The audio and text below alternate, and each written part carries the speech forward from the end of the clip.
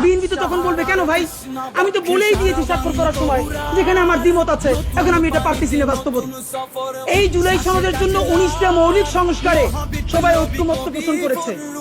এরপরে যে কথাটা আর বলা হয় না, এই 19টা ঐক্যমত্যের মধ্যে বিএনপি বলেছে তার মধ্যে 10টাই তারা নোট অফ ডিসেন্ট দিয়েছে। তো নোট অফ ডিসেন্ট কি? নোট অফ ডিসেন্ট হলো আপাত দৃষ্টিতে আমি এটা মাইনে নিলাম, কিন্তু আমি আসলে এইটার সাথে একমত না। তাহলে বিএনপি এই 19টার মধ্যে যেই 10টা নোট অফ ডিসেন্ট দিছে, সেই 10টাই তো মোস্ট সিগনিফিকেন্ট জায়গা।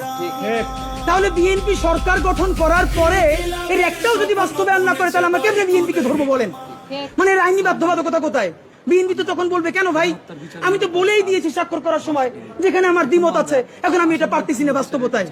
মজার ব্যাপার বলি, সরকারের কয়েক জায়গায় জিজ্ঞেস করেছি, বলেন তো 19টা মৌলিক সংস্কারের মধ্যে আপনাদের কাছে একটা মোস্ট সিগনিফিকেন্ট কোনটা? তারা বলেছে সংসদের উচ্চকক্ষে পিআর ব্যবস্থা আনুপাতিক হারে। এবং আপনাদেরকে জানাই রাখি, সংসদের উচ্চকক্ষে যে পিআর, বিএনপি এখানে নোট অফ ডিসেন্ট দিয়েছে।